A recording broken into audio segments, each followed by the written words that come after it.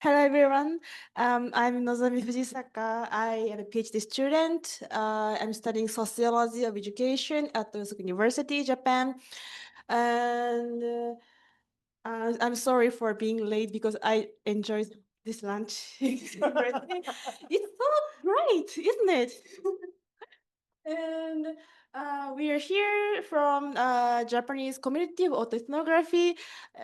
We got our this after before this lunch, so I'm so honored. Thank you so much, and we are very happy to be here with this member and connected to the autoethnographers around the world. Thank you so much. Well, so we're can we introduce ourselves at first? Maybe? Yes. So, I'm a member or executive member of a Forum of Autoethnography and Poetic Inquiry in Japan.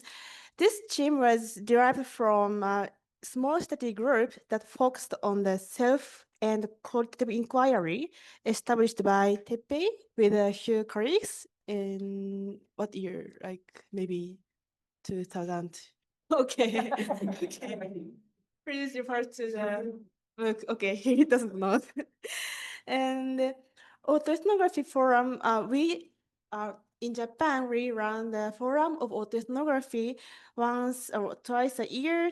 And the forum is impacted by the impression of ICAE, this conference, particularly since Teppei, Chihiro, and Aya joined face-to-face in maybe 2 years ago for the first time.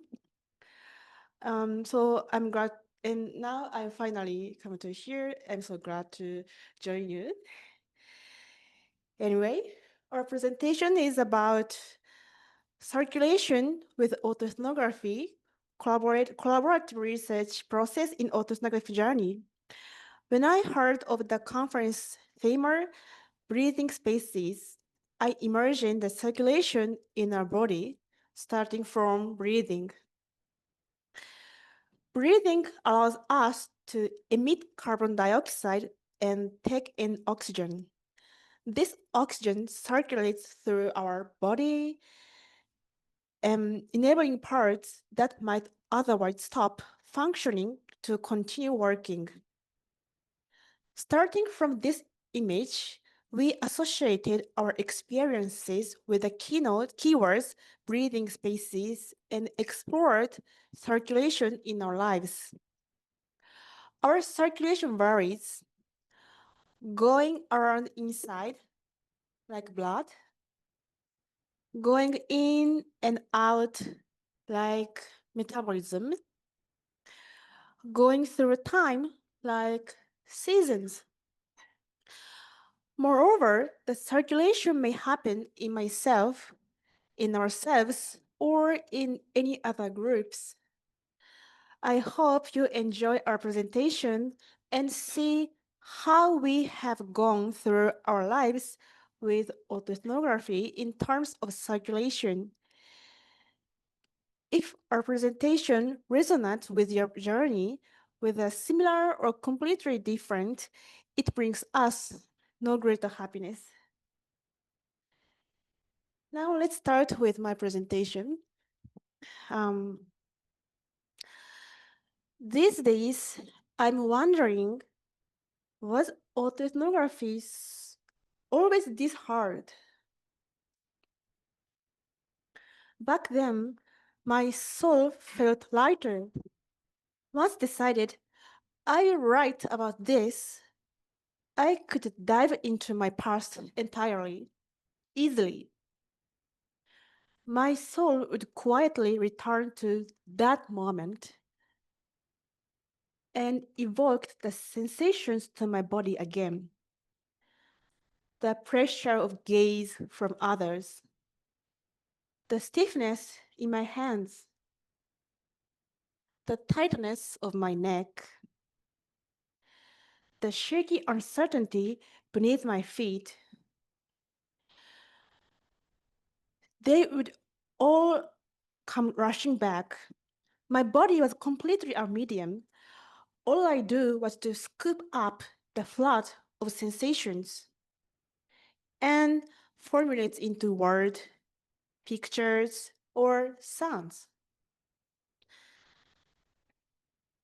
Now I feel my soul tied, pulled back my current body.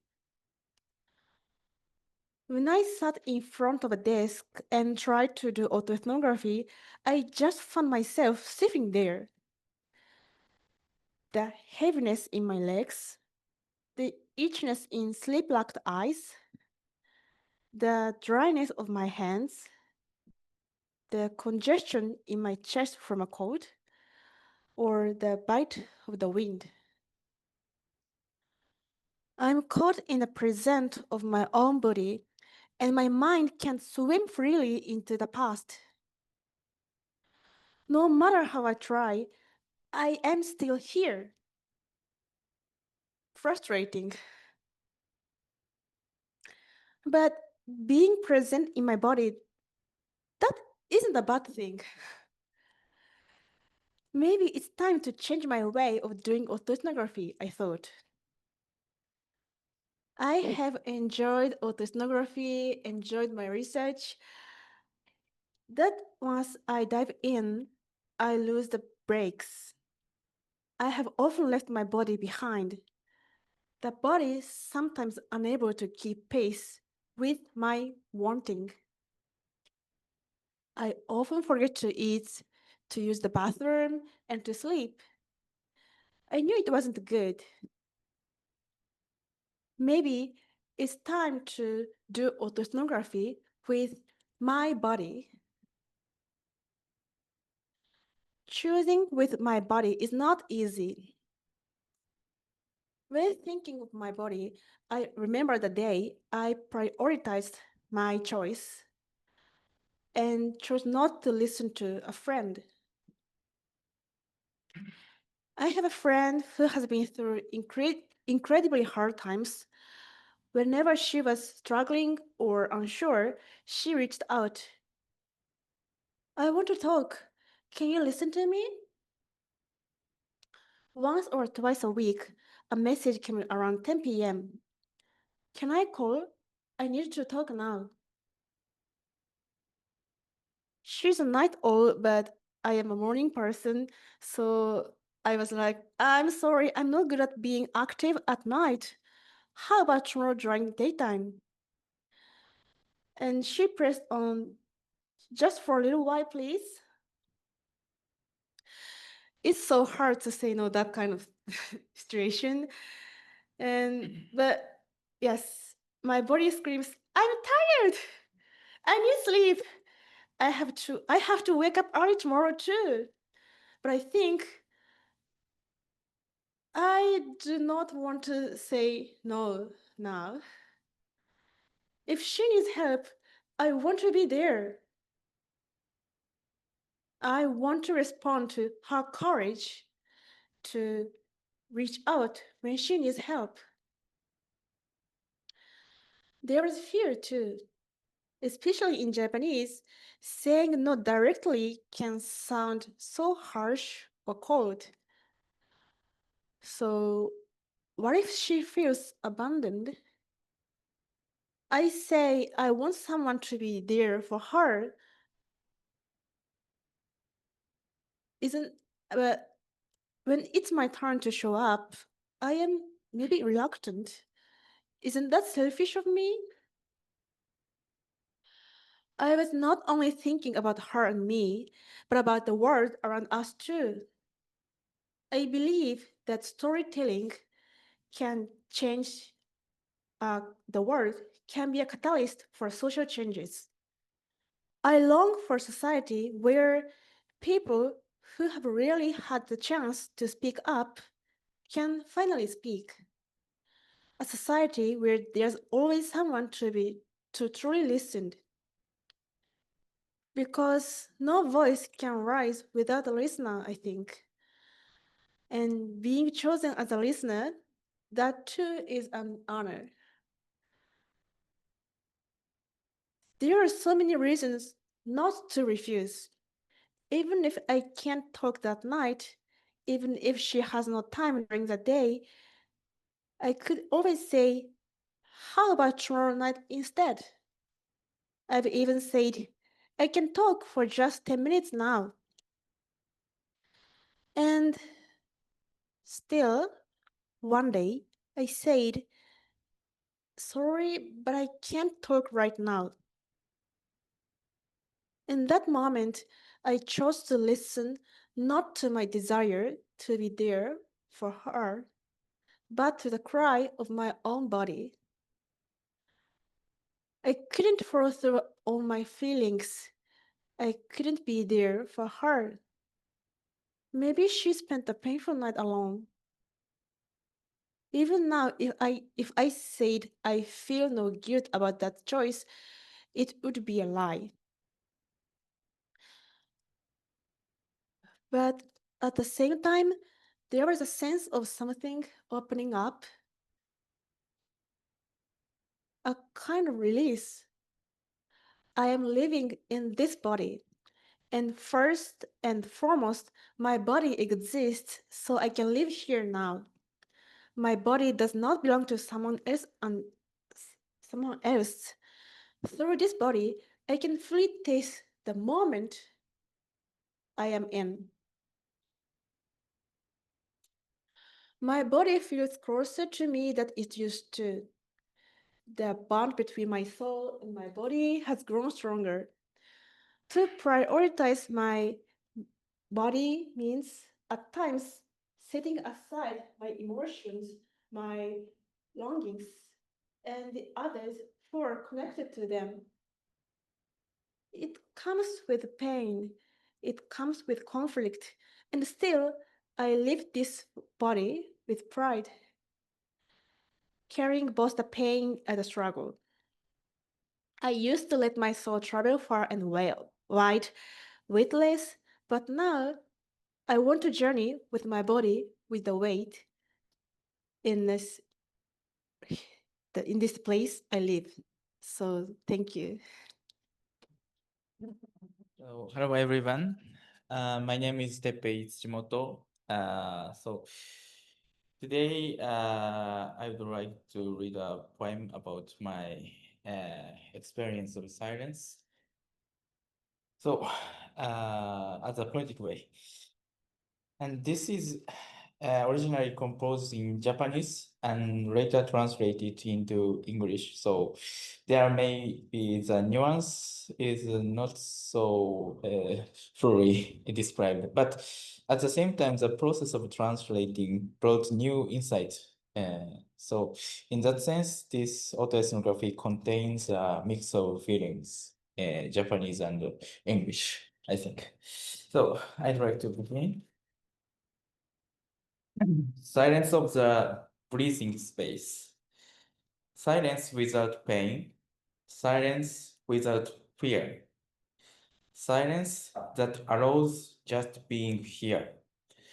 Silence that gently grows in this time and space. The Japanese word yohaku can express my silence. Directly translated, it means rift over space. Like this. However, the space of yohaku is not a void, but a potential field of emergence. We constantly sense yohaku in the pauses between words as living time and in the space between people as a relational presence.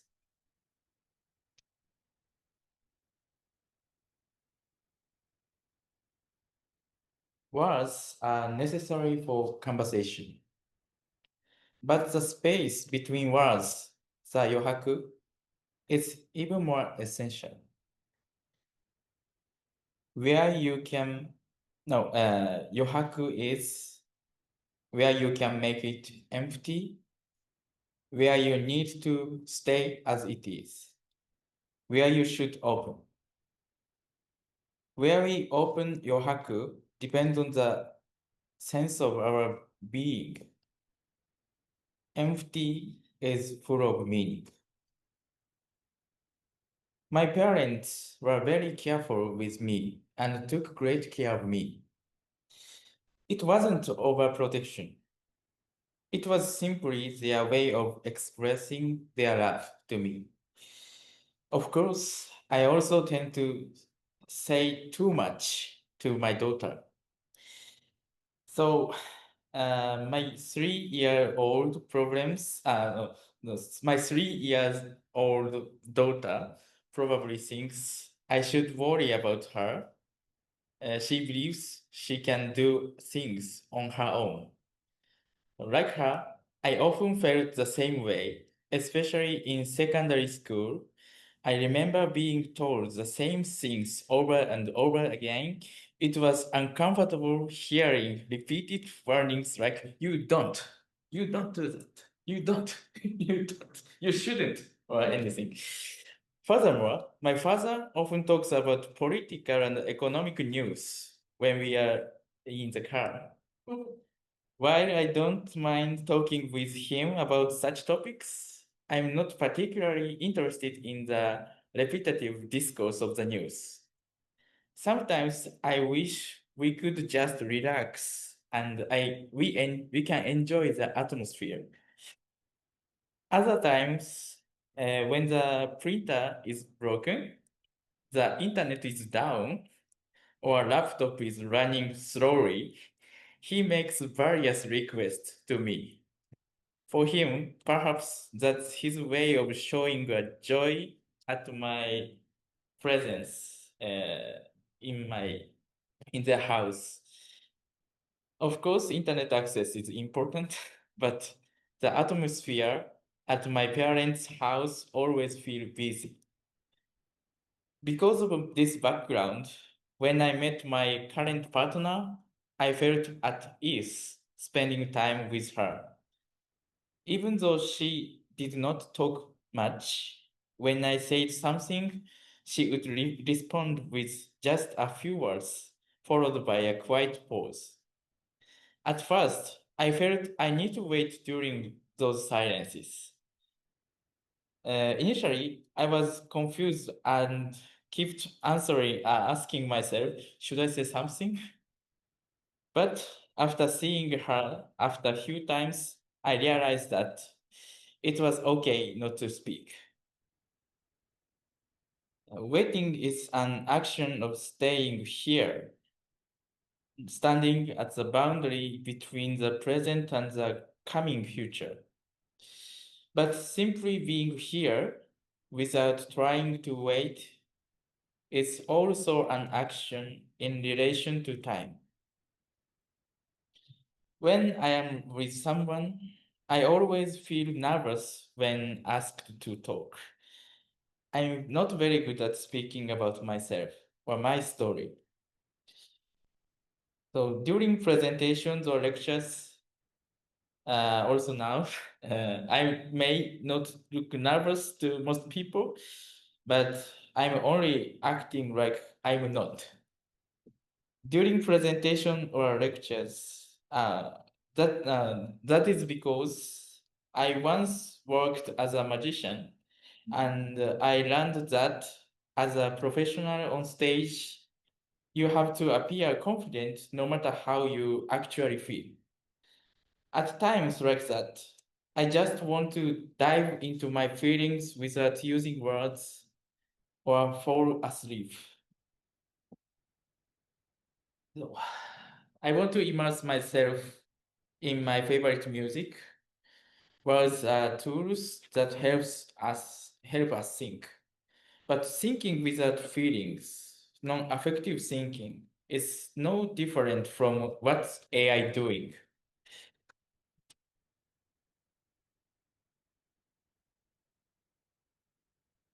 We often speak in ways that distance us from our own feelings, like many well-educated businessmen. Of course, poetic language enriches me, but I don't seem to be very good at communicating through written words. A space where we don't have to talk. Yohaku. There and then, the feelings I hold tightly inside myself are allowed to wear out gently towards the boundary between the body and the outside world, toward my skin. It's like a heart that gushes out to the very edge of the skin. When sensation and word are authentically connected, it feels as though they are approaching the layer of a thin membrane from just above my stomach to the front of my chest, where I can feel my heartbeat. There and then, I and me, my mind, is the universe. The boundary between myself and the world become blurred, and the sense of identity, this is me, disappears. Being here doesn't feel intentional. It feels as if I have always been here, just as I am, from the very beginning. That said, this is not about being unable to speak. I have lived most of my life without paying much attention to my own minority status. As a man, I am relatively short, and I was sometimes made fun for it. But I could live with that, supported by what my parents once told me. Because you are short, don't look down on others. Be kind a person instead.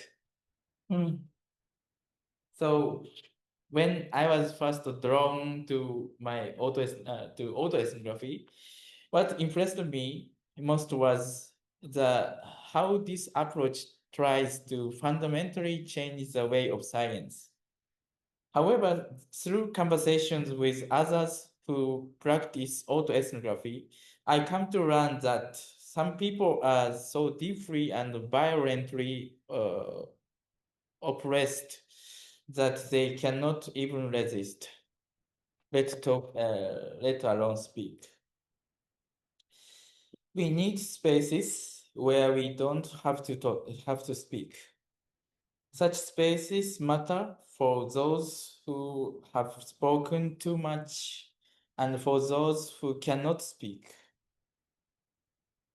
When not speaking is allowed without taking away a person's agency, that space becomes a space where one encounters the other self through the body.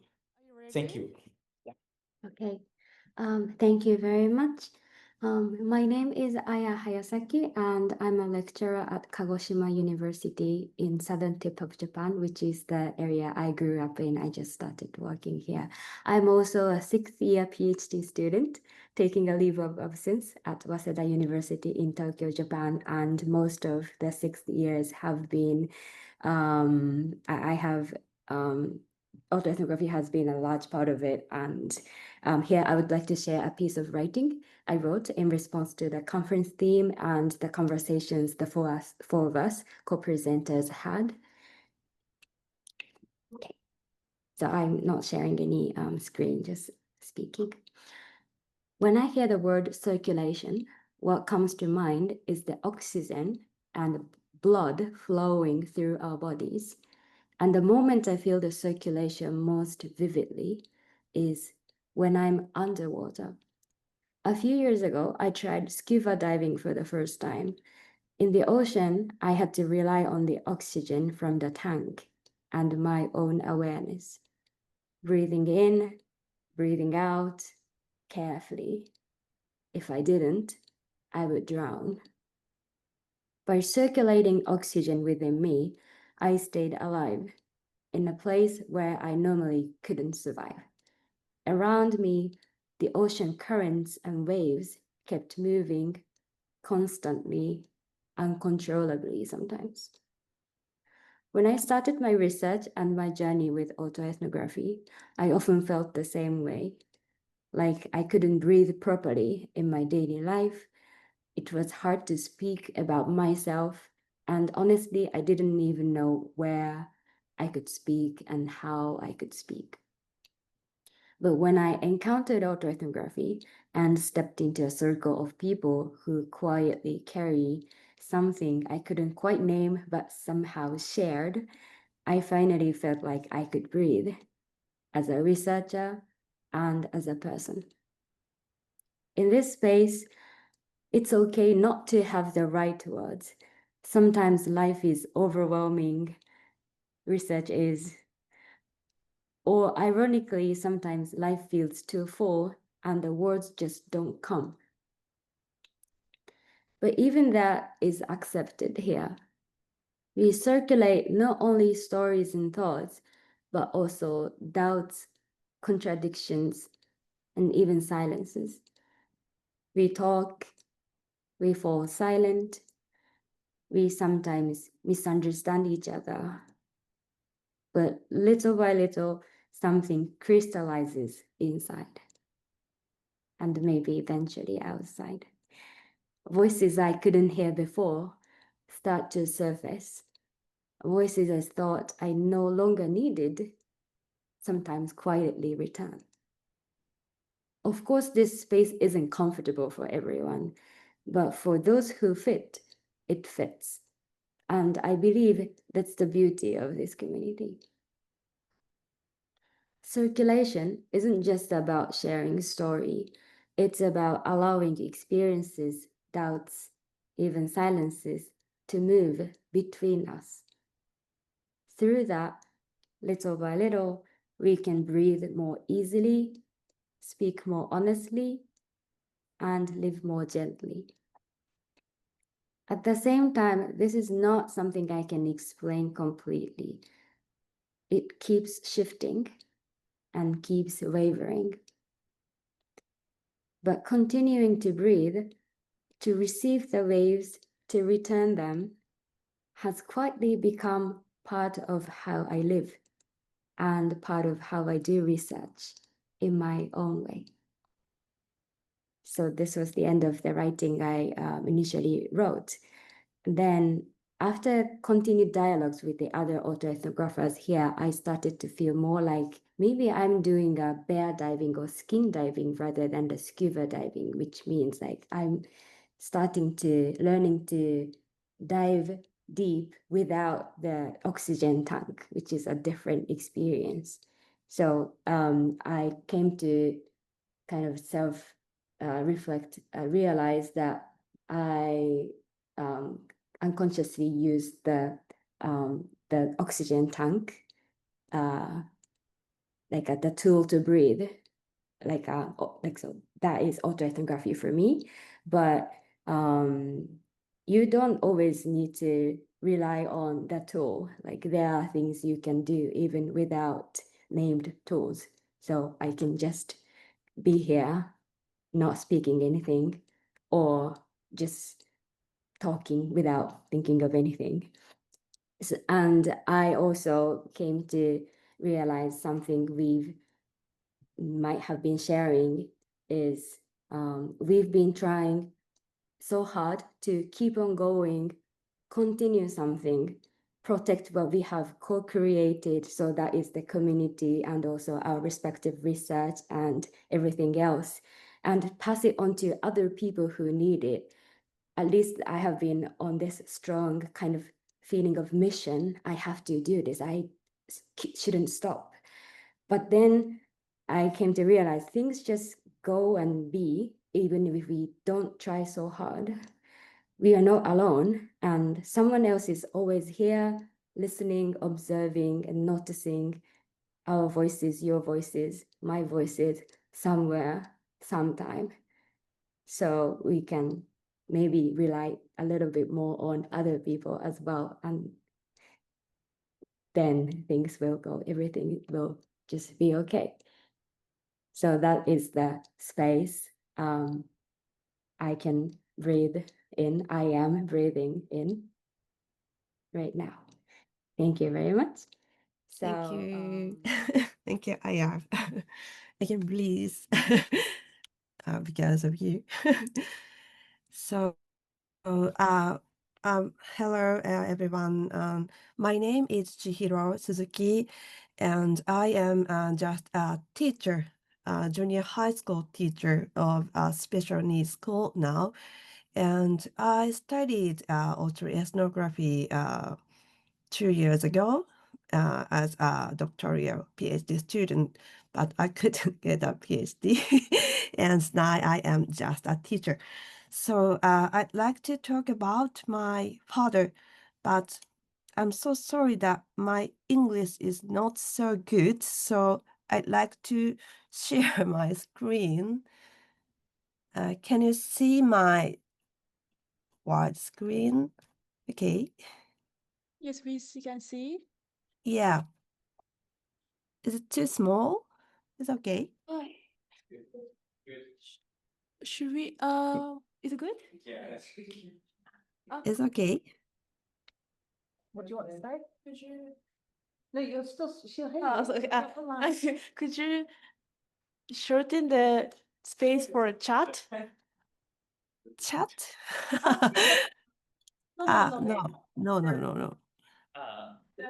No. Wait. Wait. Right? Something trouble, but Is this okay? us. Is this okay? Okay, try again. Yeah. Try again. How about this? Not good. Okay. Okay, so let's start. Thank you very much for listening to my story after very nice lunchtime. And I think you're very sleepy, but please listen because this is my very precious story, my lovely father.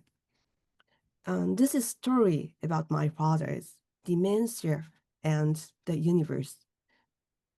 My father has been suffering from dementia for about these 2 years.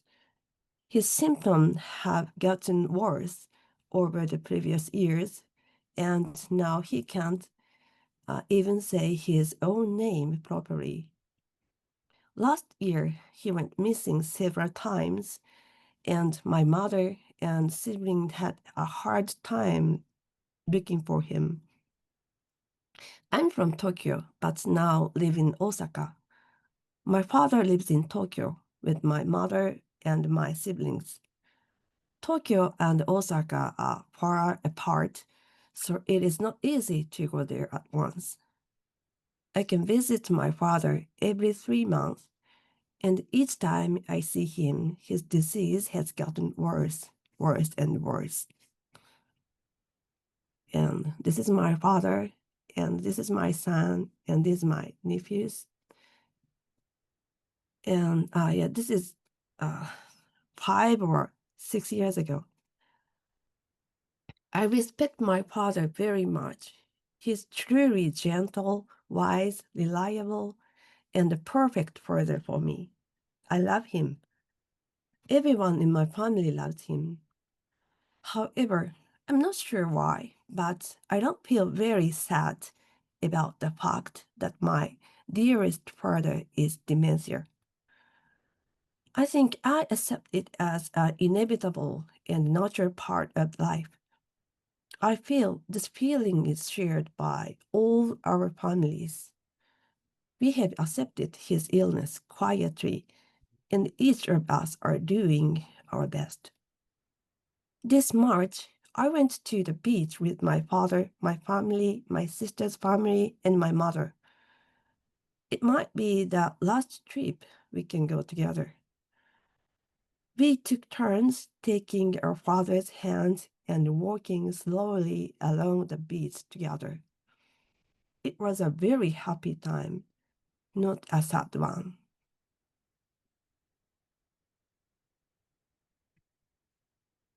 My father was a high school teacher, physics teacher.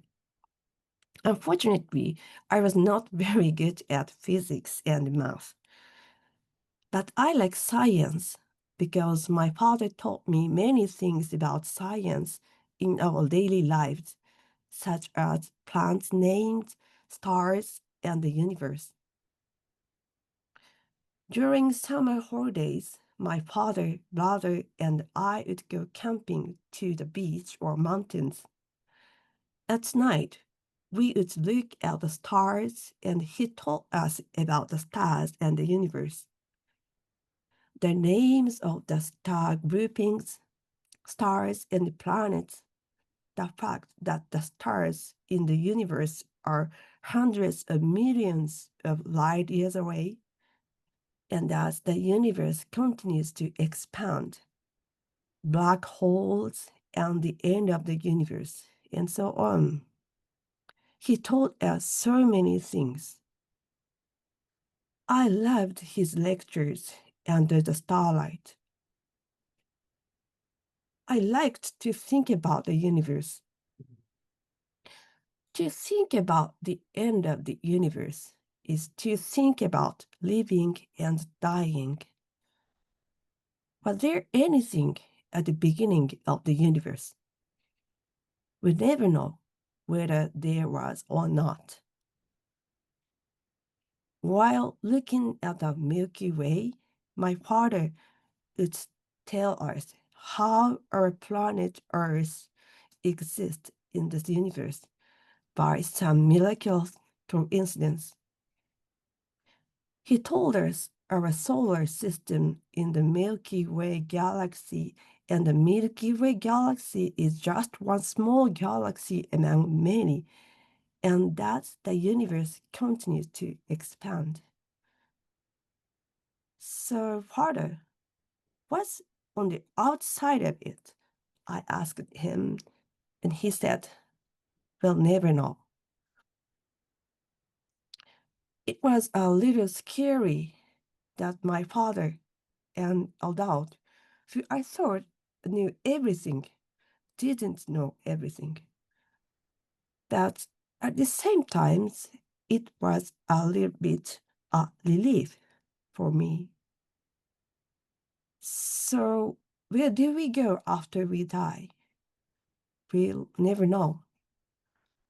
We'll never know. We don't have to know everything. We'll never know, and it's okay. Thinking about the end of the universe was like thinking about living and dying.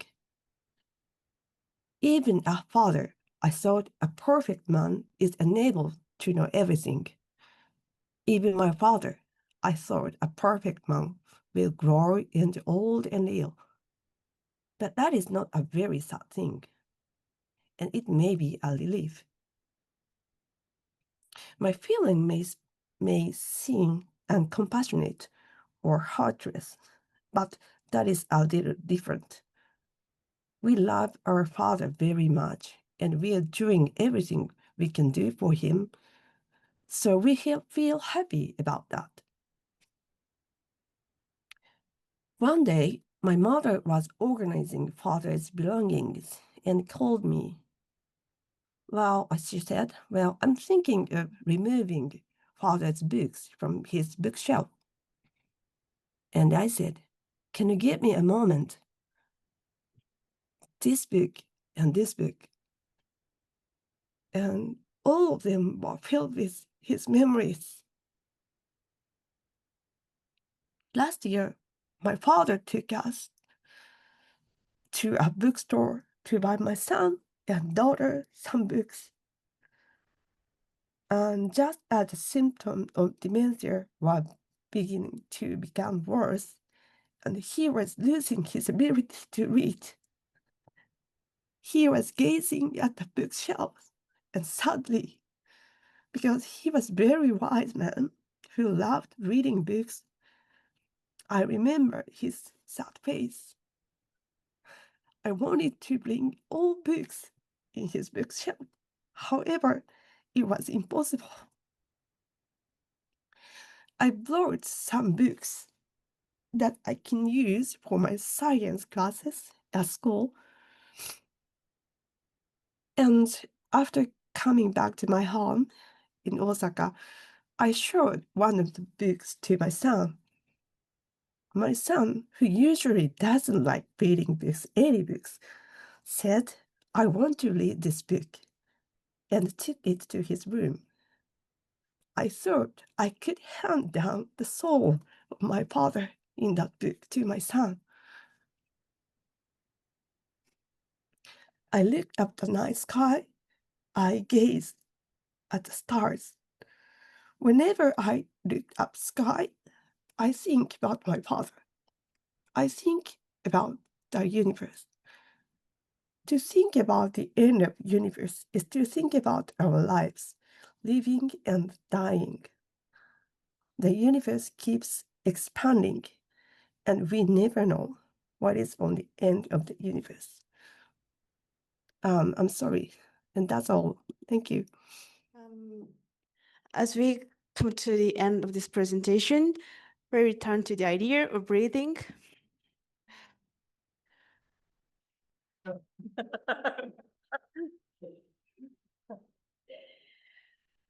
Breathing is not something we do once, it's continuous, just like our relationship with autoethnography, just like our collaborations, just like lives.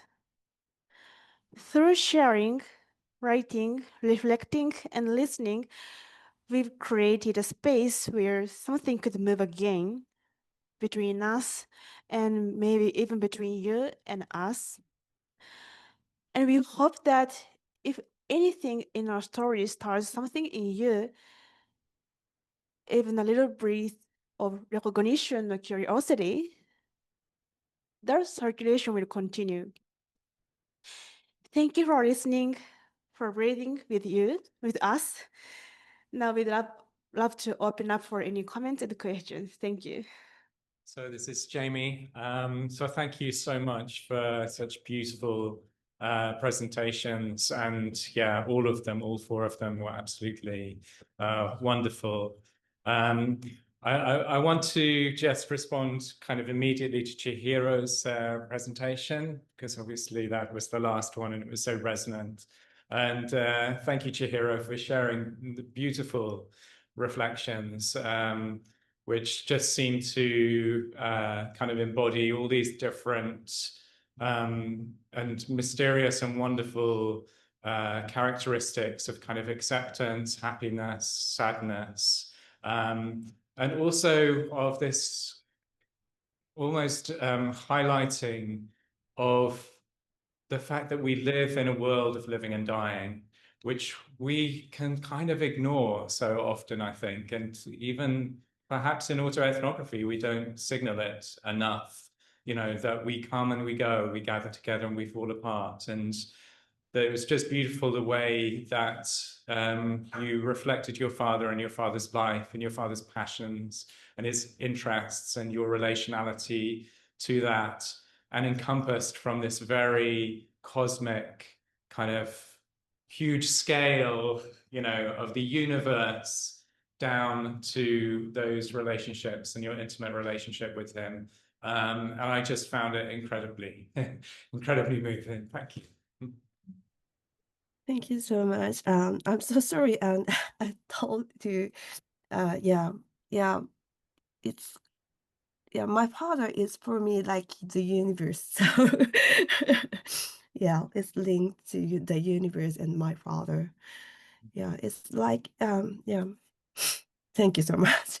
And I realized that I told a lie. I said to Eve, she I said I'm not sad, but I told the story to you. I realized that I'm very sad, my personal emotion. So yeah, thank you so much.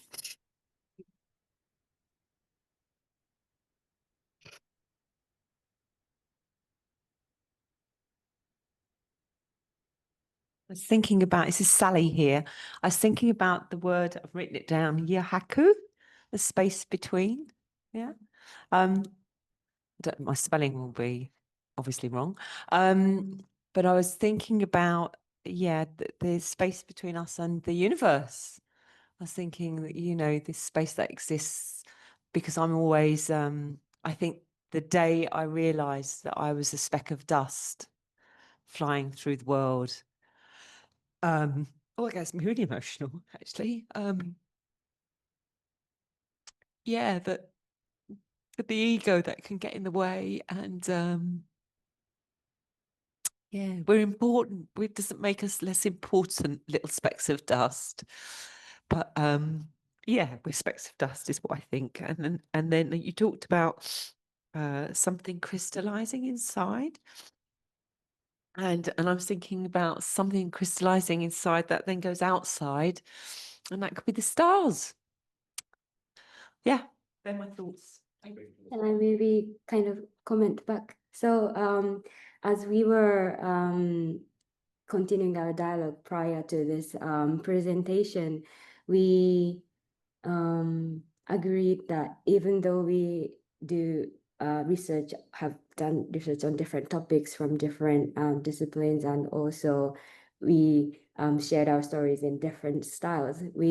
One thing that we kind of shared in common was the I forgot what I was about to say, but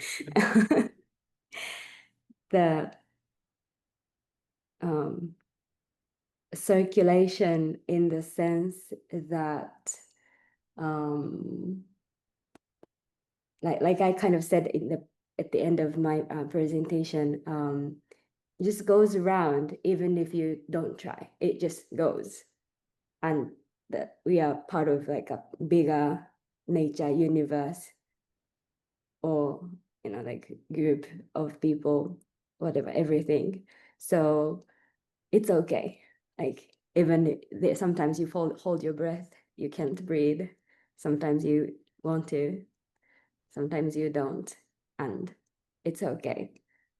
And when I kind of realized that commonality, that was very moving, and I thought maybe this can also be shared, resonates with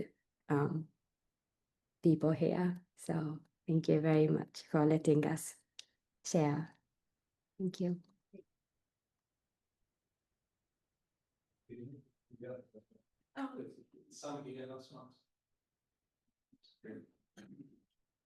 Yes, thank you very much for sharing your beautiful stories.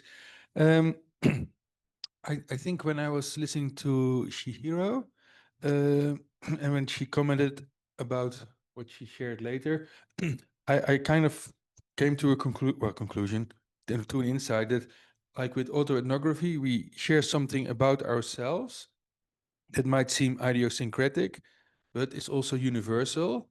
And I had that this morning when I read my story. I had written it in words, typed it in words, like on well, paper or a digital screen. But when I read it out loud and when I referenced my son, I felt the emotion in my body. So I not only share something to the world, but I also share something to myself, and I reveal something to myself, and that leads then also again to some self-discovery that even might be then again be universal. So that's, I think, what I would like to comment. So thank you for sharing your unique stories that have a lot of universalness in it. Thank you.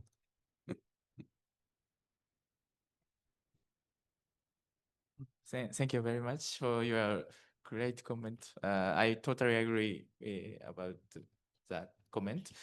I wanted to add Aya's comment, one point.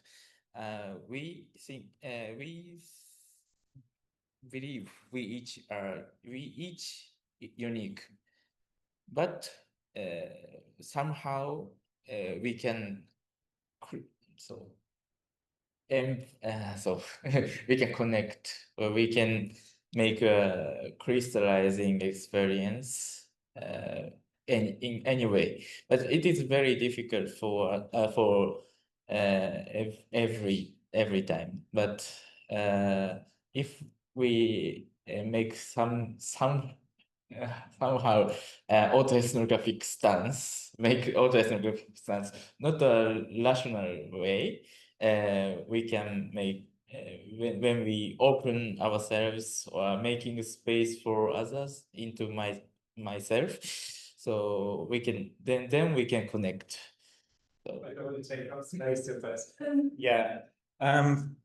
Yeah, I just think that there's a wonderful kind of resonance which is coming across in your group, and it feels like that you've gone on a journey this year, it feels like. And I kind of picking up on the theme of in each of your presentations, there's a kind of acceptance of something, you know. So Nozomi, in terms of like, you know, the acceptance of my body, I am my body, I live my body, and that's okay, you know, to be that. And then the acceptance of silence. I mean, a space where we don't have to talk.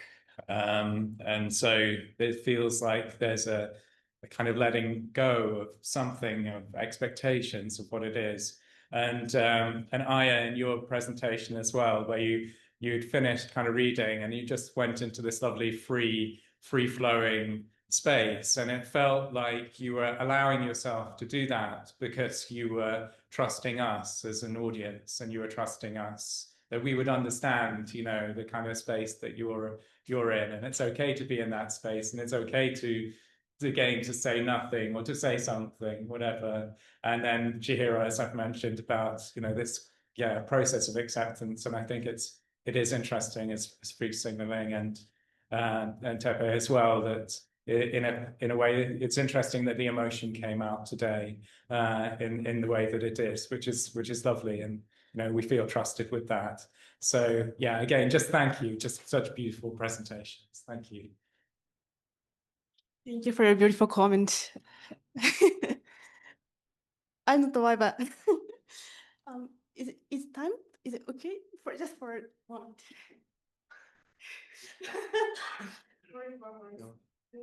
Thank you for the wonderful presentations. Just had a thought. You mentioned circulation. You created it amongst you, and it became bigger and included all of us now.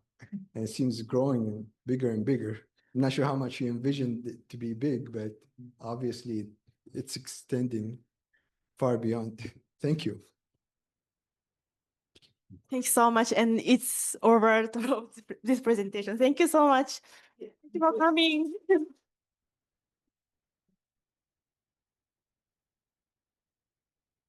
様です。よければコメントを保存しておいてください。そうです。おやすみなさい。Good Yasumi. night. Thank you. Good night. It's good night. Oyasumi nasai. Sleep well. Yes. Don't forget.